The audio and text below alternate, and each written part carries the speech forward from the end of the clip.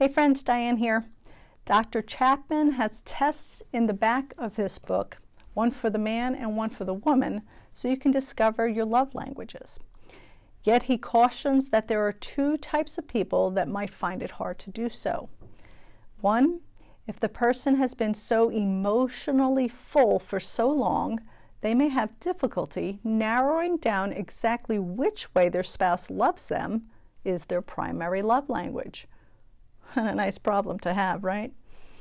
Or two, the person has been emotionally empty for so long that they don't even remember what makes them feel loved. How heartbreaking. Yet there is always hope, especially when both spouses are willing to put Dr. Chapman's suggestions to the test. He recommends going back to the experience of falling in love. What did you love about your spouse back then? What did they do or say that made you want to be with them? He says to conjure up those memories and allow those emotions to rise up within you once again. As I have said before, do not forget why you fell in love in the first place. Then seek your love language as well as your spouse's, making your best guess if you have to, and share your list in order of importance with one another. It'll be interesting to see if you really do know each other's love language or not.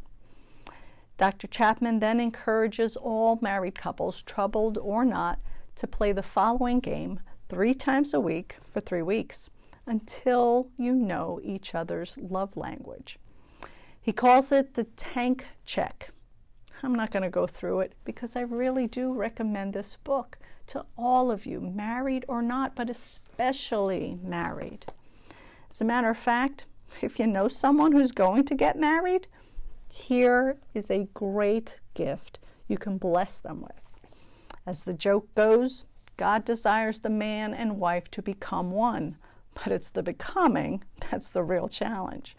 So whatever resources we can use to gain healthier and healthier relationships is so well worth the investment. Invest in buying the book. Invest in reading it, but more importantly, invest in applying it. We are made for relationships, healthy ones, so do yourself a favor. And if you're married, them a favor too. Sincerely consider making this book your next read if you haven't. Once again, it's called The 5 Love Languages, The Secret to Love That Lasts by Gary Chapman. Just a disclaimer, I do not get any kind of advances for these recommendations I give, but they have blessed me so much, and I know that they will bless you too. Let's wrap up this great book tomorrow. I'll see you then.